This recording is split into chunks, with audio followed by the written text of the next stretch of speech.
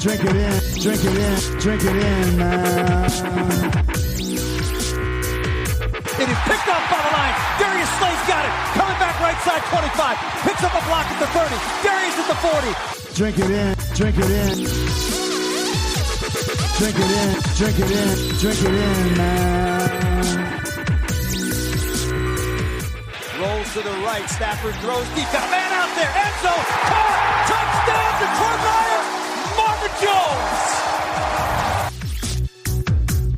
Stafford! Drink it in, drink it in. Touchdown, Detroit Lions! Cornbread. Stafford!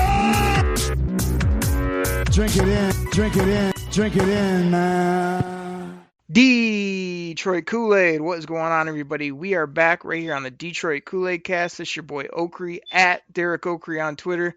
And you know who I got with me right here on the Koolaid Cast? You know what we do every week, and that's simply drinking in, man, something like this. Drink it in, man. Grifka, what's going on, buddy? Man, same old, same old. Just another week closer to spring means another week closer to the draft, another week closer to free agency, another week closer to everything leading to football. Yeah, man, it seems really far away, but I mean, as the combine is creeping up on us, before you know it, the draft is literally, I think a couple days ago, was just 2 months away, which is awesome. As you know, as I do, Grifka, I put in some hard work and got the draft boards finally tuned here for the combine, and I'm going to start really diving into all that. But we got tons to talk about here on this episode. We're going to talk about some quick items, some rumor and innuendo, some things off the top, and then we've been doing just breezing through last season. We want to get our eyes back on it. We want to kind of see, again, refresh what happened with our football team, the Detroit Lions. So we're basically running through 4 games a week, 2 on Wednesday, 2 on Friday. Today we'll be talking about Green Bay, that wonderful game that me and Grifka went to, where Grifka just thought he met his best friends ever over there in Mozzarellaville, and I was so pissed you couldn't believe it after that football game. And then the Lions coming home to play the Vikings, and I got some interesting things. I really saw a lot as we came back from, or I got to watch the condensed version of these 2 games. So we'll hit on some of the high points, talk about it, and remind you guys sort of what happened as we kind of continue to turn the page to 2020. So Grifka, I want to throw this off to you right off the top. I sent you a link. Be honest with the people if you blew it off like you've been known to do on some of my stuff. But there was a video that came out by the Detroit Lions media group, and this was the greatest access I've ever seen. You've badgered me a few times about the Lions going on Hard Knocks and this, that, and the other, and I say, well, I don't like it as a team, but I love it as a fan. This was tremendous access at the Senior Bowl. It was NFL Films quality, behind the scenes. Matt Patricia, all the coaches sitting around watching film. Got to see what that process was like. Got to hear all of our new coaches kind of mic'd up, talking to these players. Really incredible access, I thought, that they gave us. Did you watch this video? Do you have any thoughts on the Lions doing some of this more proactive stuff? It's probably thanks to Tori Petrie and company. But I thought it was tremendous. I tweeted it out. Lots of people loved it. Yeah, I didn't watch it. And that surprises nobody here on the show. Grifka, no wonder you're so negative on this team. I send you a couple texts every blue moon when I think something's awesome, and you can't be bothered. Do you love this team or not? Well, it's all behind the scenes coach speak stuff. I mean, right now with this team, I'm to the point where it's just don't tell me about the labor, just show me the baby. This isn't behind this coach speak. This is unfiltered looks at how NFL stuff really happens, man. This isn't Matt. I'm not sending you Matt Pat at a podium saying, hey, listen to him here say standpoints and, bloviate on about nothing. This is him sitting in a room with all of his coaches saying, hey, Rob Prince, what do you think about this wide receiver? And him going, I like him, but I don't know if he can win all by himself. It's a guy we want to keep our eye on in the draft process. Matt Patricia looking over at Bob Quinn and saying, this guy, we don't see anything like we saw on tape with this guy. I don't get it. And Bob Quinn just shaking his head frustrated and annoyed that this guy's not showing up at the Senior Bowl the way they hoped. It's stuff like that. It's Pat dropping F-bombs, and he got this offensive lineman, gave him a jack to the chest, and then showed him how to actually get people off him in blocking as a defensive lineman. Oh my gosh, I loved it. I'm like, the Reverend Jim Caldwell ain't doing any of this BS. Oh man. Anyway, I guess the next topic. You don't think Jim Caldwell watched tape? Grifka, I said Pat put his hands on a defensive lineman, popped him in the chest, put two hands on him, pushed him back 10 yards, and said, that's how you play physical down in the trenches. Yeah, I'm pretty sure the Reverend didn't do that, yes. Well, I'd have to say a lot of coaches don't do that either, so, okay. Yeah, they stand there with their arms crossed because they don't know what they're talking about, and they don't have passion like this guy. I don't know. I don't think Bruce Arians is down there like beating the crap out of offensive linemen trying to show it either. But I think Bruce Arians is a hell of a coach. So you may feel different, but okay. Yeah, I definitely feel different about that. But like I said, but you don't think Bruce Arians is a good coach? Context. Bruce Arians is he's a loudmouth, like, hey, we'll just toss the biscuit around. And, like, what's he ever won since he left Pittsburgh? A whole bunch of nothing, just a bunch of meaningless stats. He'd probably be good with some of the people we've had in Detroit, just a bunch of meaningless numbers, no W's. That's what I think about that bum. Yeah, real good coach that we got over there. I mean, good Kangles and his sunglasses. That's about it. Anyway, we're not here to talk about him. And you didn't watch this, so you have no context. Grifka, TJ Lang came out and said his two free agent targets for the Lions are Chris Jones, who you went on and on about a podcast. I mean, I don't know if you think we have limitless funds, but he brought up Chris Jones as you did. And then Thuney, the offensive guard from the New England Patriots, who's about 26. He does play the left guard, which I'd much rather get a plug-and-play right guard and leave Joe Dahl over there on the left side if I had my choice. But any thoughts on those two guys from your boy TJ Lang? I like the Chris Jones signing a little more simply because our depth at defensive tackle right now is pretty much non-existent. Yeah, of course you do, but he's going to cost you like 2 arms and 2 legs. I mean, do you have the ability to pay him and reconstruct the rest of the team, or you just get him because he's a good player? I don't know. We just keep cutting guys. I mean, I guess, you have all this money. You keep droning about how we're so great with the salary cap right now, but okay, so I guess we don't have the money in the Derek Oakley world because every dollar needs to be, spent wisely. So we have enough money for our 8th defensive tackle, so okay, hey, no problem.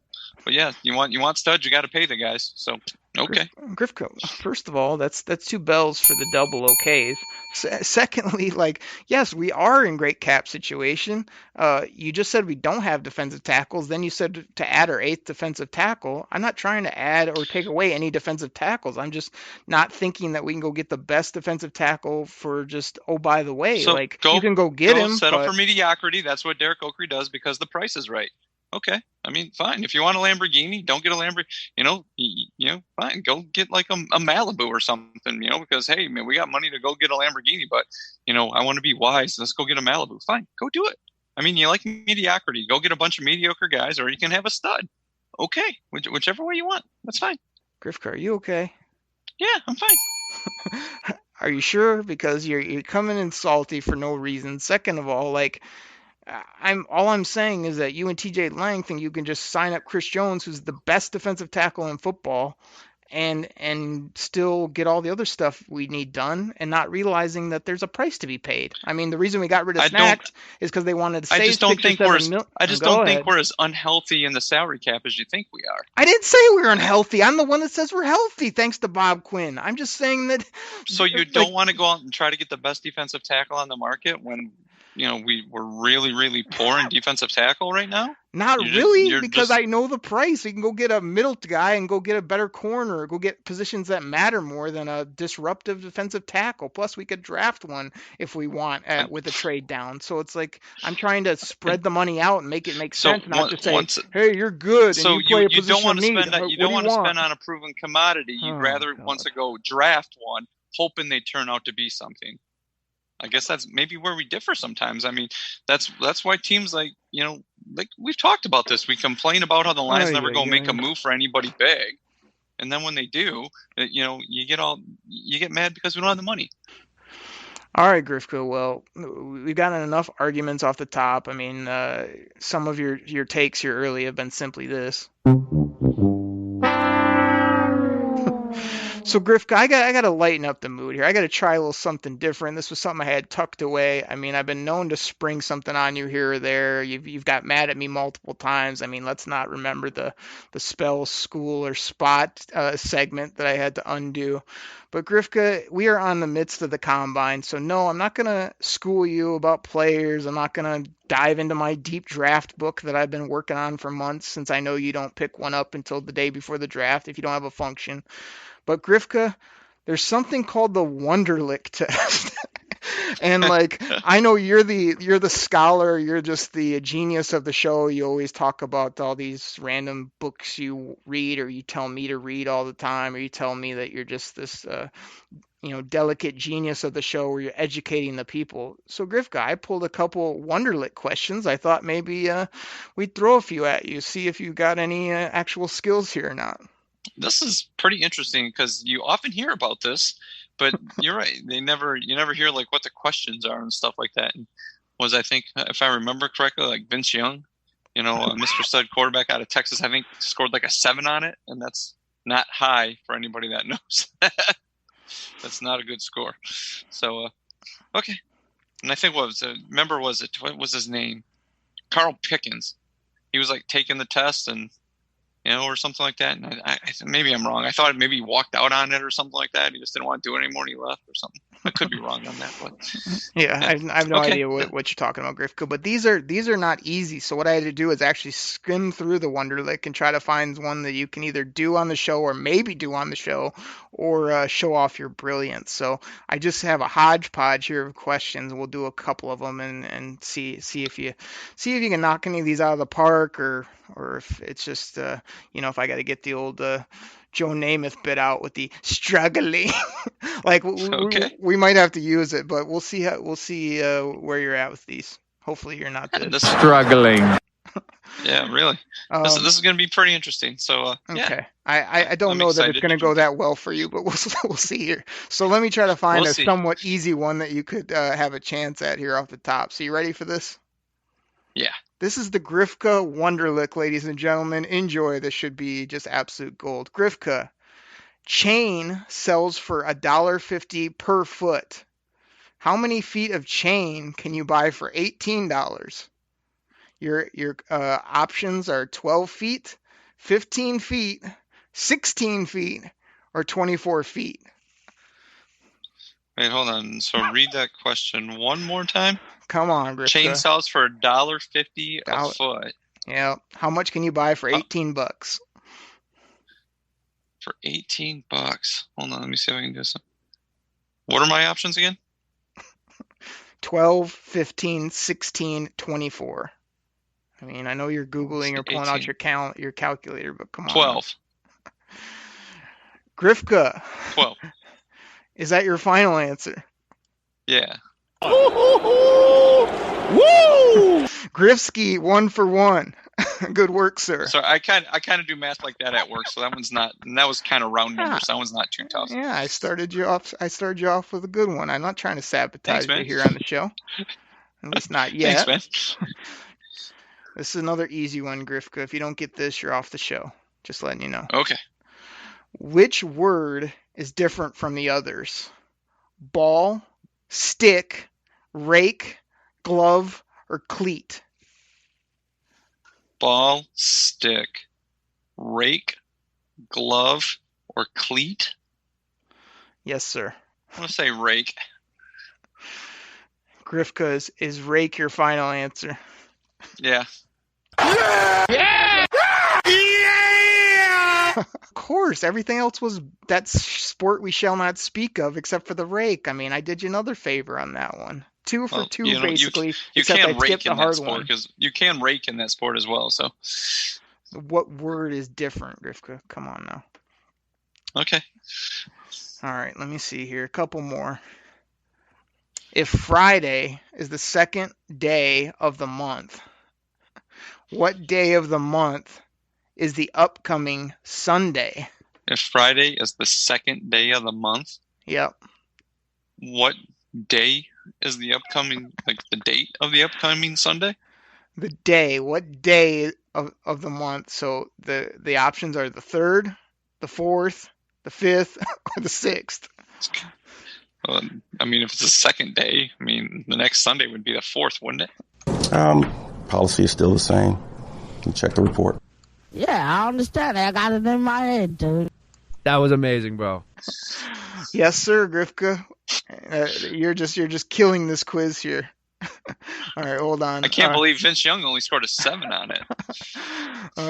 Hold on. I'm skipping all the hard ones because you'd have to repeat it 18 times. All right. Okay, give me one hard one that you feel is hard. I just want to know that one because this is like, are you smarter than a 5th grader? Is almost what it sounds like. But go ahead. Okay. I mean, I only kept some of the simpler ones I thought you could do over audio, but here's one that might test your genius. All right, this one, there's no way you get. We got to end on this. So this is your challenge, Grifka. There's no way you get it, and don't ask me to repeat it a million times because I know you're going to get it wrong. Okay. I don't even want to do this, but I'm just going to do it because I give you 0 chance, but you're bragging now. So now I want to test you. A dance studio, Grifka, wants to use square mirror tiles to cover 2 walls of their studio that measure 2 feet by 2 feet. Each wall measures 9 feet tall by 22 feet long. You got this so far? Okay. The studio instructor has requested that 1 foot gap between the left between the bottom of the floor and the start of the mirrors. How many mirror tiles are needed to cover both walls? 44, 88, 176, 99. Now I know, like, if you had pencil, or I don't know how you're doing this, but you may be able to come up with it. Wait, so you said the wall is 9 feet by 22, but he wants a 1 foot gap between the floor and so the wall's 8 feet high? Oh wait, the wall's 9 feet high, correct? By 22 feet long, but they want a 1 foot gap between the floor and the wall, so it makes it 8 feet. So that's, hold on, let me get my math. Oh, this is what I was going for earlier when you're figuring these out using your Google or your calculator.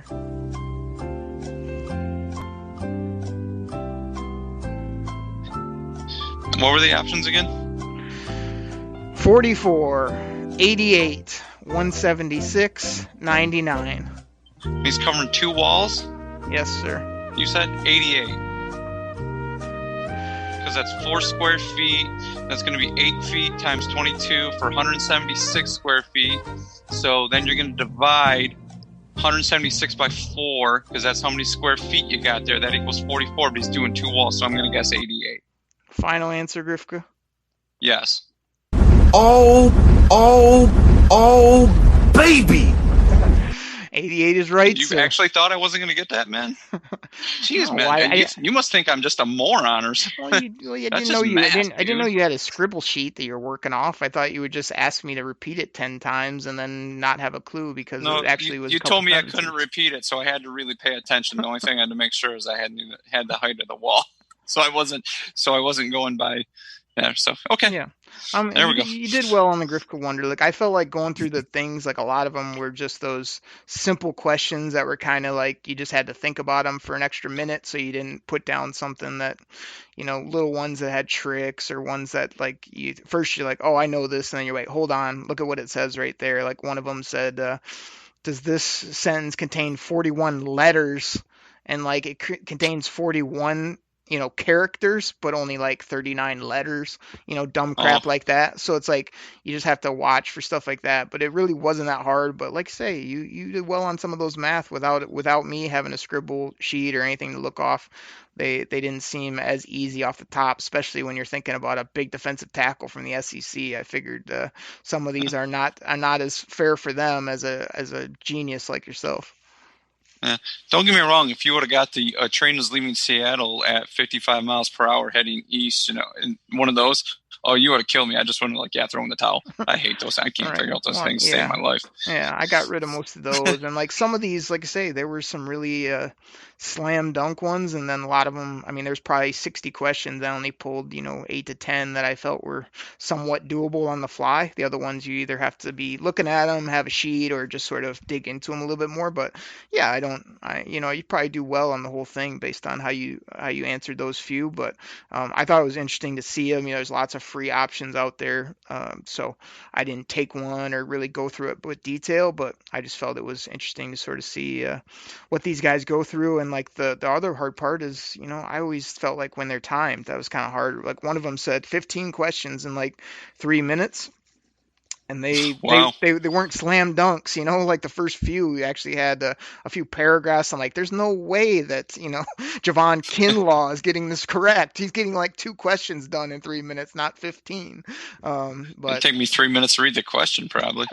Exactly. Jeez. But hey, man, you did well there, Grifka. So we had a little fun with that off the top. Let's go ahead and take a break. We'll get our sponsors in here and come back here and talk about Green Bay. We'll hit on the high notes because everybody knows what we felt about that live in person, and then the Vikings as well. So we'll be right back, everybody. Detroit Koolaid drinkers, we're back from the break. Had some fun off the top, news and notes.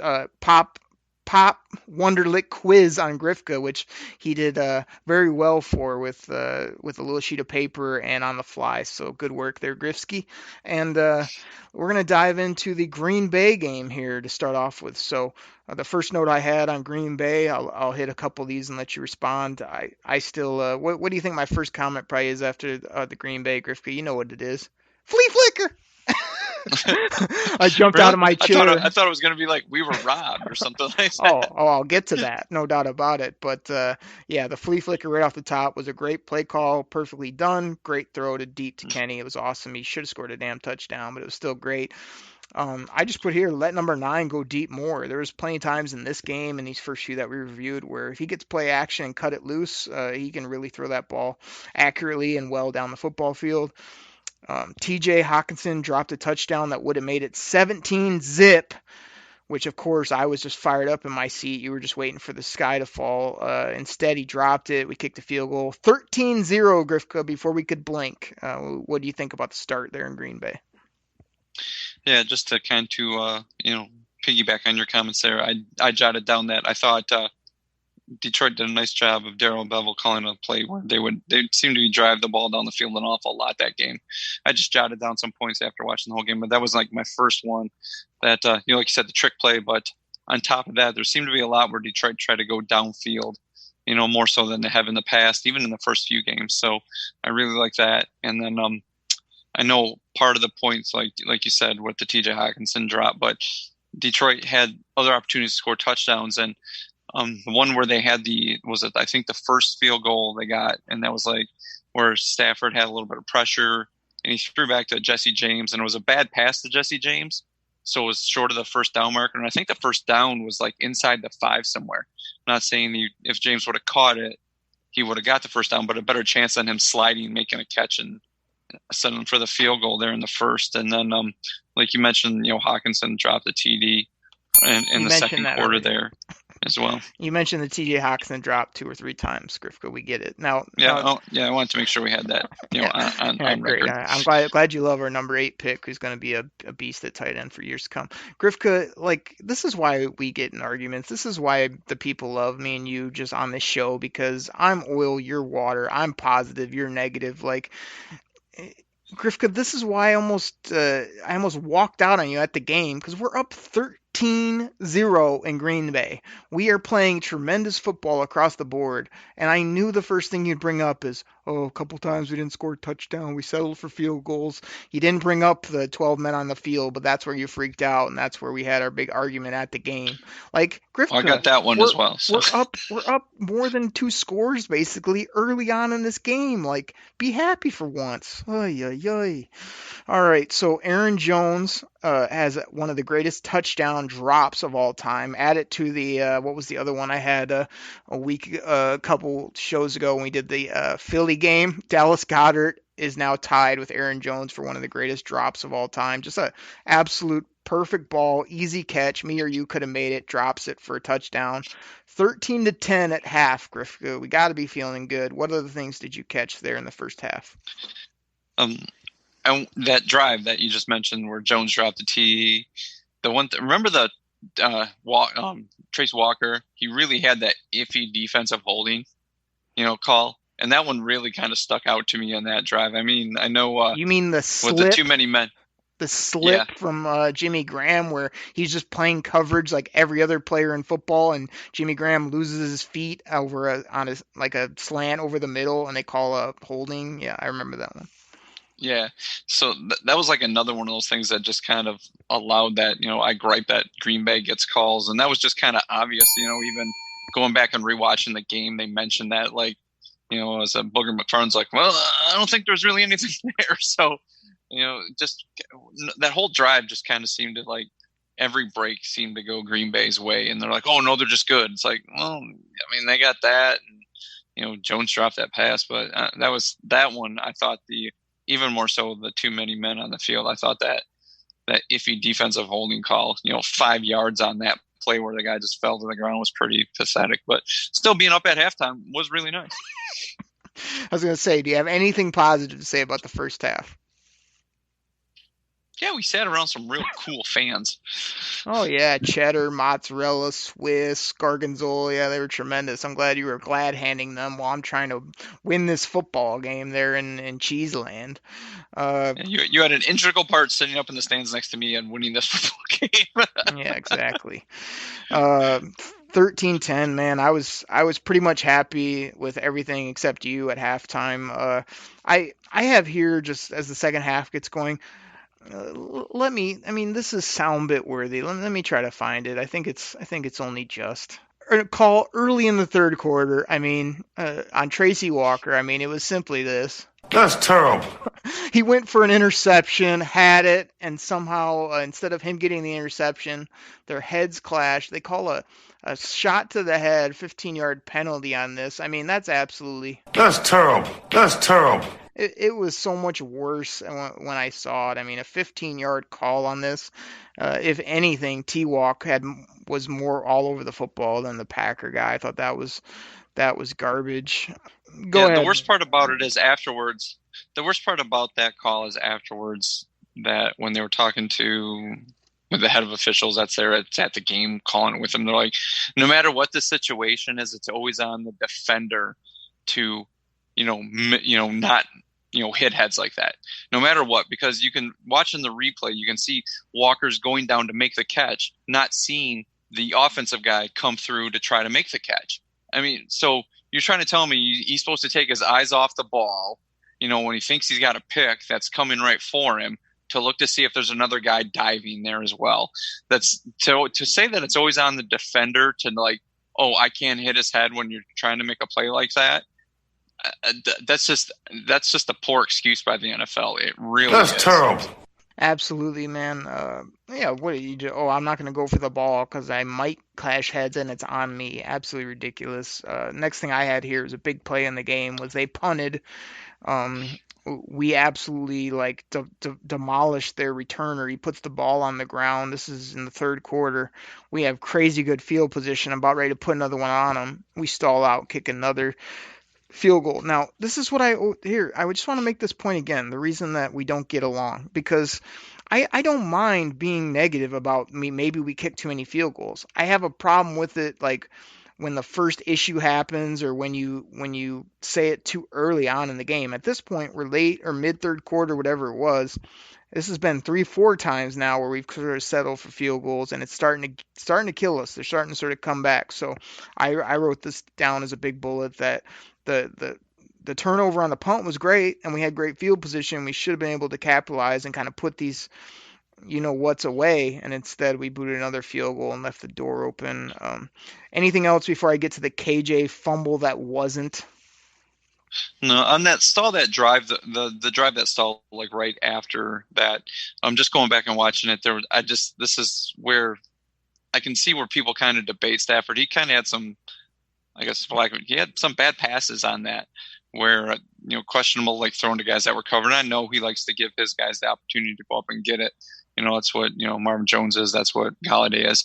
But some of those passes, it's just like, it's not like they were off target, but he was thrown into, I'm going to say, extremely tight windows, guys that were well covered.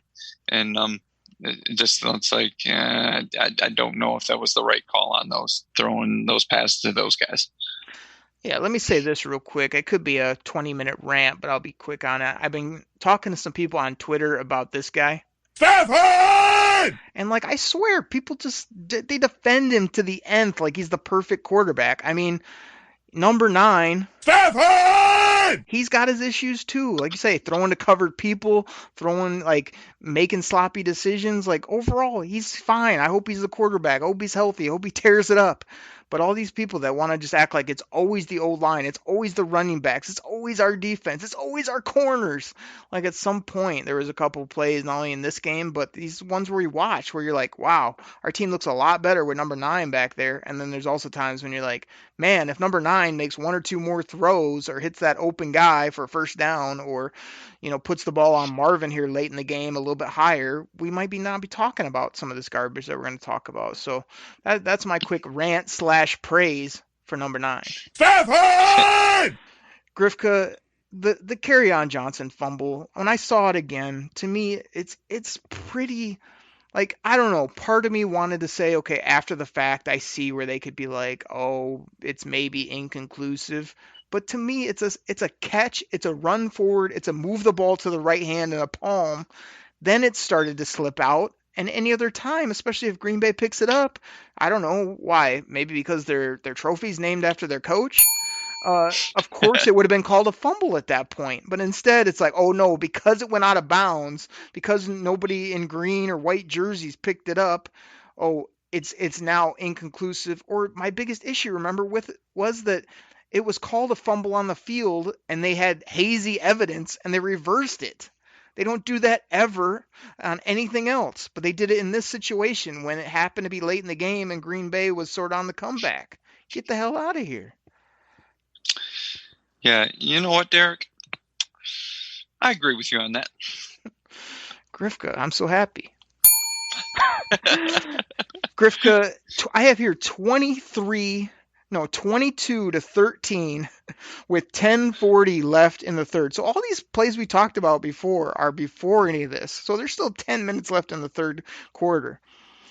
3rd and 10, we sack Aaron Rodgers on his side of midfield, turning the football over with us up 9 points. It's called back on a hands to the face with Trey Flowers. This couldn't have been more blatant when I rewatched it, Grifka. He has his hand inside the shoulder pad. Okay, yes, it's sort of up, but of course it's going to be up towards the guy's chin, but it's not his palm. It's not his fingers. He's got his hand right there in the shoulder pad. This pissed me off so much more to watch it again because of the circumstance, because of the big sack we had to take it all off the board for this garbage. Oh, man, it fired me up just like when we were there. Yeah, I was like the same way. And it's when, obviously we're there and we see it, we see the highlight afterward or whatever you want to call it, but the replay. And then, even watching the replay of the game, Booger McFarland's like, I don't see it. I don't know what they're talking about here. And it's the worst part about it is when they slow it down, there's a point where Flowers, it's like the worst part, Flowers' hand's not even near his, it's on the shoulder pad. It's not even near his neck. And Bacchiotomy just throws his head back.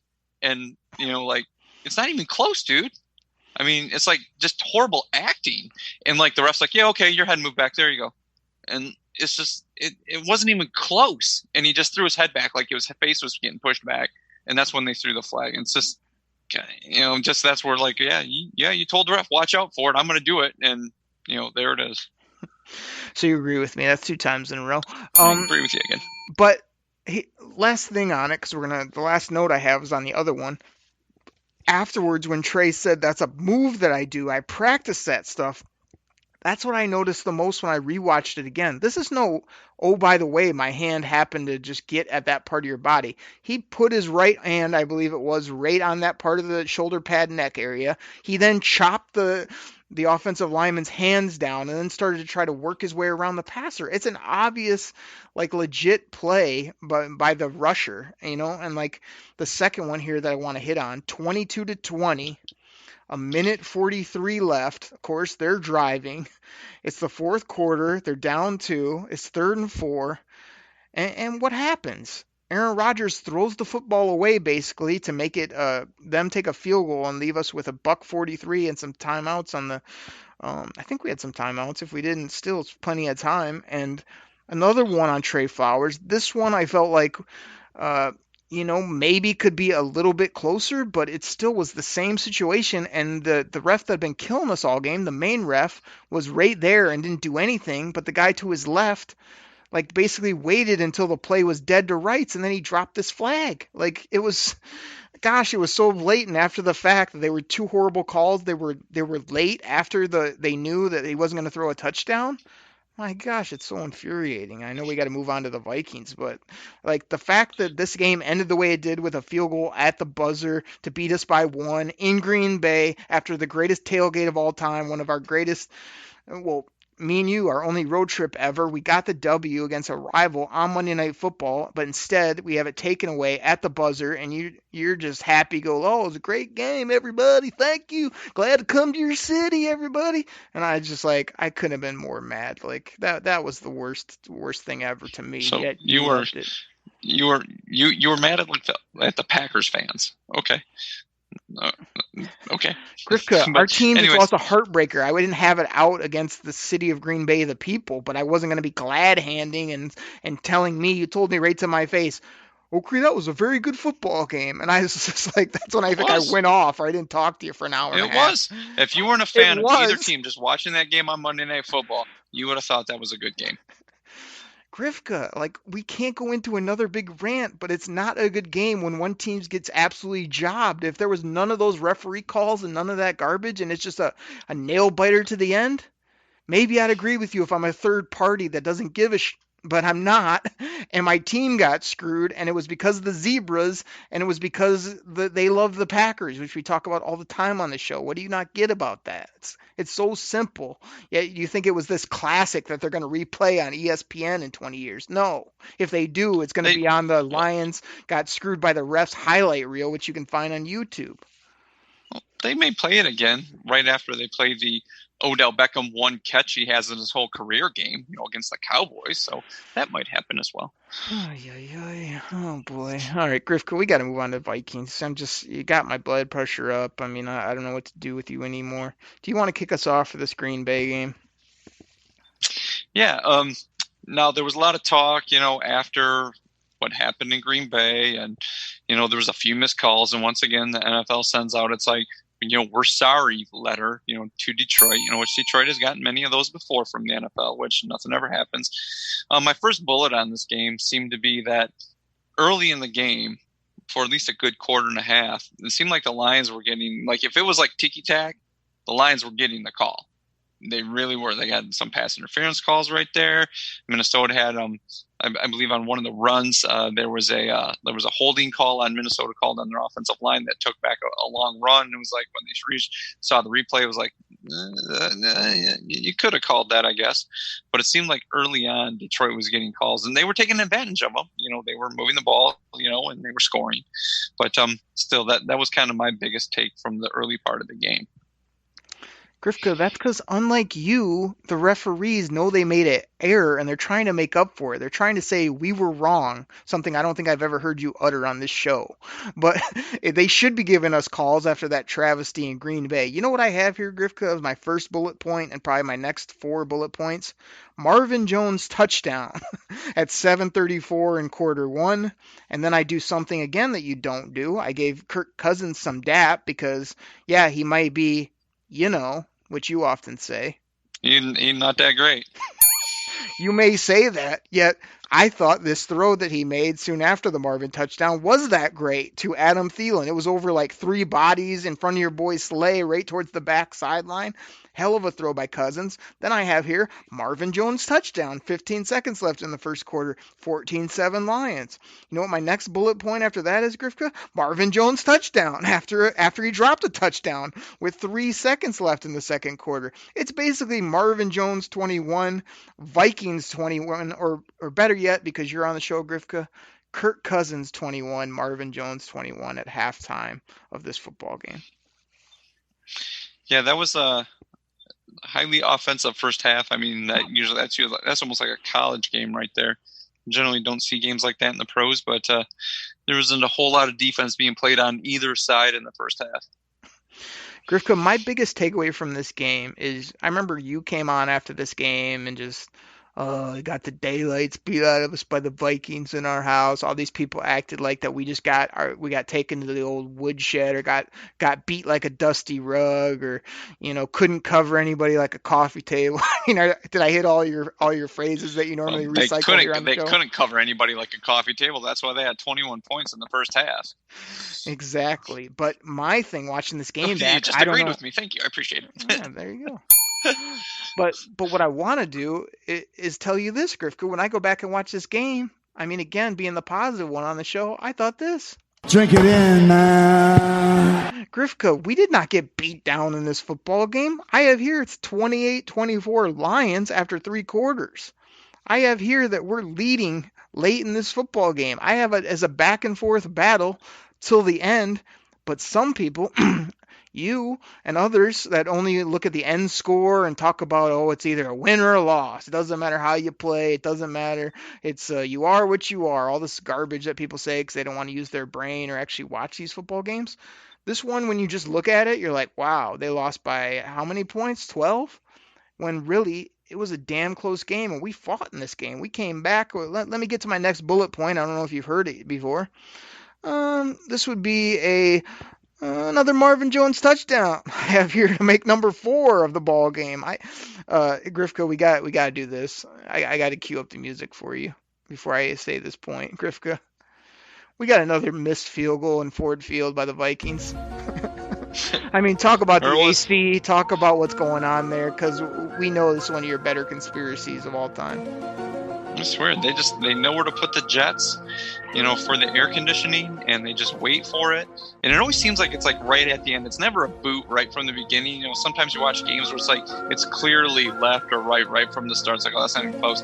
It just seems like in Ford Field, when it gets near there, it's almost kind of like when you ever try to put 2 magnets together with the same pole, like on a North Pole, and they bounce away from each other. That's kind of the way it is when a football gets near the goalpost at Ford Field. It just kind of gets near and just goes off to the side. So I'm not for sure what it is. It's some sort of force field or something. I don't know if Dr. Spock's up in the control booth, working some stuff, but it's pretty amazing how that stuff happens. Everybody, that was a Grifka bell for the I'm not quite for sure, which is one of my new favorites, because like Grifka always has an answer, or he's going to give us this amazing take, but it always starts with I'm not quite for sure, but, and then he goes into whatever he's about to say. So that's a classic. Everybody look for that and listen for the thing that follows. Grifka, do you think Rod Wood is working the air conditioning unit? Is he just back there, like, has it on low, and then all of a sudden he just blasts it to extra high, like, just before the field goal? I mean, I think that's what's occurring, don't you? I don't know if it's Rod Wood, since he's the bean counter. He may be like, well, we just raised our bill like a good half nickel by doing that, so we can't do that. No, we don't do that. So it might not be Rod Wood. It might be somebody else. I'm not quite for sure. Oh, I love you're about to go to it, and then you weren't. That was classic. I pulled back the reins. All right, so let's finish this game. A couple more notes I have here. So the missed field goal, 8:45 left, 4th and 2. We go for it. Tell me if you've heard this before, people. 4th and 2, we go for it. Everyone's excited. Hey, way to show some gumption. Let's get this first down. They pull out some gadget pass play where they roll out our quarterback. He has nothing. He just sidearms it basically into the ground. I wrote here, just absolutely nothing doing on that. It was just terrible design, terrible decisions. Can't run the football. Freaking so frustrating. Another amazing surprise here, Grifka. 35-24 after a touchdown to guess who? Kyle Rudolph, everybody, the guy that had done nothing. And I said, watch him just get a touchdown or two against the Lions. Yep. Tight end touchdown against our Lions. 5:40 left. They're still only up. So that put them up 11. But what do? We come right back down the field with that Marvin touchdown that I mentioned. With 3:05 left, it's 35-30. Right in this football game, we go for 2. We missed that. So again, it keeps it a 5-point deficit. And then I got here that Justin Coleman just got roasted and toasted by Stephon Diggs on like a 2nd and 6, I think it was. Everyone's like, oh, they're just going to run it and run this clock out. What do? Chuck it 60 yards down the field right over our $9 million cornerback who gets roasted all the way down to like the 3-yard line or something, which did help my fantasy team, Stephon Diggs, but I was very frustrated. That's when they got the cheap touchdown to make it 42-30. Basically ended this game. Looks like embarrassing, looks like a bad loss. Really was less than a touchdown with 3 minutes to go in this game. So people that think we just got our butts handed to us by the Minnesota Vikings twice, that's not what happened, especially not in this game at least. And that's why we go back and watch these to realize this was, if you've learned anything from these first 6 games we went through, Grifka, Matt Stafford makes a difference. Every time that we've run gadget plays makes a difference. Anytime we chuck it down the field, it makes a difference. And we had a chance in all 6 of these ball games. Probably should have won 4 to 5 of them. And instead, now we're kind of on the wrong side of the record here after 6 games. Yeah, I think one point you missed on was it's just poor defense. You know, it's like you said 6 games, and we just had some really poor defense. And I'll mention that when we talk about on Friday. But what surprised me that you didn't bring up was, who are these unknown guys kind of beating up on the lines? Adam Thielen goes out, and we're like, oh, great, it's their best wide receiver, and all of a sudden, some guy named BC Johnson. I remember when we talked about this game before, I'm like, BC, that you're like, no, that's his name. I thought it was like initials or VC or VD or BJ or whatever. I mean, BC Johnson had a game. Like, who the hell's BC Johnson? And then Irv Smith Jr. I mean, everybody's expecting Kyle Rudolph, and we mentioned touchdown, but Irv Smith Jr. 2nd round pick tight end had some catches in this game for Minnesota. So yeah, just once again, some couple unknown guys came up big for the opponents. Well, Grifka, to end the show, what I think happened, which I think you'll agree with, is that I talked about some positive things. I also ranted on a couple things that annoyed me, yet still skewed to the positive and told the people what a close game this was. And you brought it back to how bad our defense is and that we're Swiss cheese and that we get beat by all these scrubs. So that's pretty much par for the course across the board. But I think that, yeah, you're right. Like, I'm watching this going, man, we really don't have that much pressure. And I'm also going, like, it's a back and forth ball game. Would I like our defense to not give up 30 to 40 points to the Vikings in our house? Yeah, but I definitely didn't feel like we weren't making some plays. I feel like my boy Tracy Walker, got burned a few times and just wasn't able to get his hands on the football. Same with Coleman, as I said. Your boy Slay had a couple on him. Like, it's not one guy, it's a few guys, but it wasn't embarrassing to me. It was just sort of like you had no pressure and Kirk Cousins was able to play action and throw on us. I mean, it is what it is, I guess. But I guess when that kind of defense doesn't lead to getting thrashed, I still feel like it was fine up to the last 3 minutes where the score goes from 5-12, and then you just feel like, wow, we really got beat. What if we turn them over? What if we don't give up that throw to Diggs? We get the ball back, Stafford goes down, touchdown, we win this game. Like, it could have been either way. So, like I say, it's a microcosm. I mean, negative, positive, that whole thing you said about the magnets. Yeah, that's pretty much the Detroit Koolaid Cast with me and you. Yeah, something like that. So, like I say, that was our news and notes off the top. Grifka killed the Wonderlic. Green Bay, I can't even believe we had to talk about it again, or that Grifka would defend the fact that this was some classic football game that he's gonna save on his DVR for time because it was such a good ball game. And then we talked about the Vikings, which when I went back, I just thought, man, like, between that, the Kansas City game, that game in Green Bay, those are 3 games that it can go either way. And once we lose number 9, after we talk about the Raiders game there on Friday, it's pretty much downhill after that. But I thought these were exciting, good games off the top. Yeah, they were, like you said, they were highly competitive. And, I mean, there really wasn't a boring game out of the first ones that we talked about. So, I mean, we obviously hit on those later in the season, but yeah, these were all very entertaining football games to watch. Yep, and that's why we're doing this, is to sort of remember the good things as well as just what it was like early, because late in the year, we're not seeing any of these skill players. I mean, I remember every time Hawkinson caught a ball, every time, Marv is out there, I'm thinking, man, we didn't see this for like 6, 8, 5, however many games it was to end the year. Like, 2/3 or 70% of our offensive skill guys were nowhere to be found. It makes a big difference. So, like I say, working our way through these as well as leading up to the combine here. So I'm excited for that. I'll be all over that. Maybe, who knows? We maybe do a bonus show. You may have to catch my Believe, BLEAV, in Lions podcast where I'll talk about the combine. But Grifka, the biggest question, I mean, the last thing to ask is simply this. Do you have anything else for the people? Nope.